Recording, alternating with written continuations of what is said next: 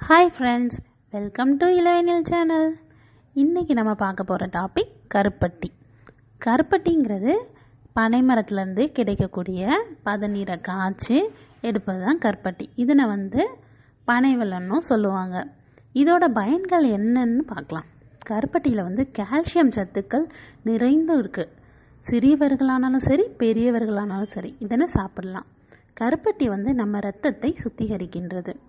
சீனிக்கு பதிலாக கருப்பட்டியை பயன்படுத்தினா நம்மளோட பற்களும் எலும்புகளும் உறுதியாக இருக்கும்.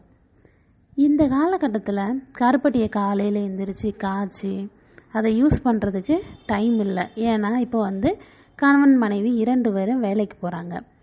ஸோ நான் உங்களுக்கு ஒரு ஈஸி மெத்தட் சொல்கிறேன். கருப்பட்டி எப்படி ஈஸியாக காய்க்கிறது அப்படின்னு. கருப்பட்டியை காலையில் எந்திரிச்சு காய்ச்சி யூஸ் பண்ணணுன்னா கஷ்டம். அதுக்கே ஒரு 10 நிமிஷம் ஆகும் காய்க்கிறதுக்கே, அந்த கட்டி கரைகிறதுக்கெல்லாம். இதுக்கு ஒரு ஈஸி மெத்தட் என்னென்னா, ஒரு பாத்திரத்தில் கருப்பட்டியை நைட்டே எடுத்து வச்சு அந்த கருப்பட்டி முங்குற அளவுக்கு நல்லா தண்ணியை ஊற்றி வச்சிடணும். இப்போ நான் உங்களுக்கு இந்த வீடியோவில் காமிக்கிறேன். கருப்பட்டி முங்குற அளவுக்கு நான் நைட்டே எடுத்து வச்சிட்டேன். தண்ணி அது முங்குற அளவுக்கு தண்ணி இருக்கணும். அதுக்கப்புறம் இது நைட்டு ஊற ஊற காலையில் பார்த்திங்கன்னா, இது காலையில் எடுத்த வீடியோ. காலையில் பார்த்திங்கன்னா அது முக்கால்வாசி கரைஞ்சிரும். 2 சின்ன துண்டு தான் கிடக்கும், 1-2 சின்ன துண்டுகள். இதை நம்ம காய்ச்சோன்னா டக்குன்னு காய்ச்சிடலாம். ஒரு பால் காய்க்கிற மாதிரியே நம்ம காய்ச்சிடலாம். அவ்வளோ சீக்கிரமாக வேலை முடியும், நமக்கு டென்ஷன் இல்லை. இப்போ நான் காய்க்கிறது உங்களுக்கு சொல்கிறேன் எப்படின்னு. இதை ஸ்டவ்வில் வச்சு 1-2 சின்ன துண்டுகள் கரையிற வரைக்கும் நம்ம காய்க்கணும். நல்லா கருப்பட்டி காய்ஞ்சி அதுக்கப்புறம் பார்த்திங்கன்னா பால் மாதிரி பொங்கி வரும், எல்லாம் கரைஞ்சி. அப்புறம் ஸ்டவ்வை குறைச்சி ஏதாவது சின்ன துண்டுகள் இருக்கான்னு பார்த்துட்டு ஸ்டாப் பண்ணிக்க வேண்டியதுதான். இப்படி காய்ச்சிங்கன்னா உங்களுக்கு ரொம்ப டைம் எடுத்துக்காது, சீக்கிரமே காய்ச்சிடலாம். காலையில் இந்த வேலை செய்கிறதுக்கும் டென்ஷனாக இருக்காது. இதை ட்ரை பண்ணி பாருங்கள். இதுக்கப்புறம் இதை ஆற வச்சுருங்க. ஆறின பிறகு நீங்கள் என்ன பண்ணணுன்னா, அதில் தூசிகள்லாம் இருக்கும், அதை அரித்து வச்சுக்கோங்க. இருக்கிற தூசியெல்லாம் அரித்து வச்சுக்கிட்டிங்கன்னா நம்ம யூஸ் பண்ணுறதுக்கு கரெக்டாக ரெடி ஆயிரும். இதை நம்ம காஃபிக்கோ பாலுக்கோ நம்ம யூஸ் பண்ணிக்கலாம், இல்லை டீக்கு கூட யூஸ் பண்ணிக்கலாம். என்னென்னா இதை பாகு மாதிரி காய்க்கக்கூடாது.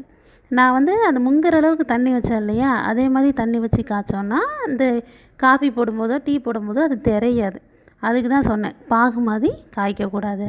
இப்போ உங்களுக்கு காஃபி போடுறது, நான் இப்போ இந்த ப்ரூ காஃபி பவுட்ரு தான் போட்டேன். நீங்கள் எதுனாலும் போட்டுக்கோங்க, சன்ரைஸ்னாலும் சரி டீக்கு கூட சரி. எல்லாம் போட்டு வச்சுக்கிட்டு அப்புறம் இந்த கருப்பட்டி ஜூஸை ஆட் பண்ணி நம்ம மிக்ஸ் பண்ணிக்க வேண்டிதான்.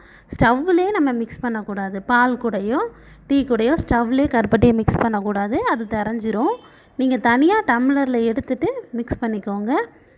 நம்ம சுகரை விட இது டேஸ்ட்டாக இருக்கும். ட்ரை பண்ணி பாருங்கள்.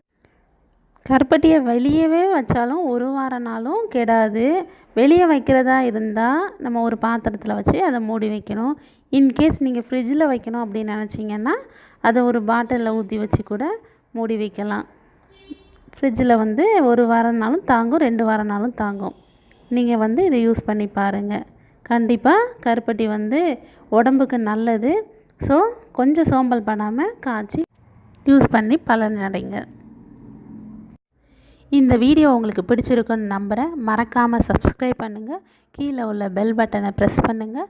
லைக் பண்ணுங்கள், ஷேர் பண்ணுங்கள், கமெண்ட் பண்ணுங்கள். தேங்க்ஸ் ஃபார் வாட்சிங் இலெவனில் சேனல். தேங்க்யூ.